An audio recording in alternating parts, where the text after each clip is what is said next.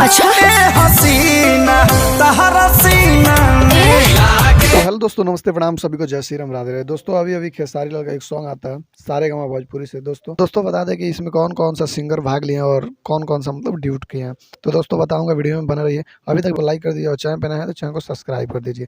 चलिए इस वीडियो को शुरू करते हैं। तो दोस्तों बता दें कि इसमें खेसारी लाल और अनुपमा यादव और यामिनी सिंह ने इसको मतलब ड्यूट किए हैं। दोस्तों बात करें कि खेसारी लाल अभी मतलब ये जो सॉन्ग लेकर आए हैं, ये जाके आप लोग देख सकते हैं सारेगामा भोजपुरी पे। अभी मतलब कुछ सेकंड हो रहा है, सॉरी कुछ मिनट हो रहा है। आप लोग वहाँ से जाके देख सकते हैं और डिस्क्रिप्शन में भी लिंक मिल जाएगा, वहाँ से आप लोग भी देख सकते हैं। दोस्तों बात करें कि सारे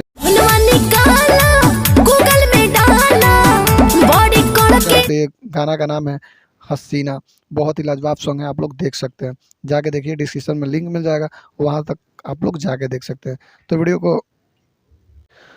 को दूर दूर तक शेयर कीजिए। वीडियो अच्छी लगे तो वीडियो को लाइक जाने ए बाबू तो हो चालाक हो। कर दीजिए। चैनल पे नए हैं तो चैनल को सब्सक्राइब कर दीजिए। मिलते हैं अगले वीडियो में, तब तक के लिए जय हिंद, वंदे मातरम।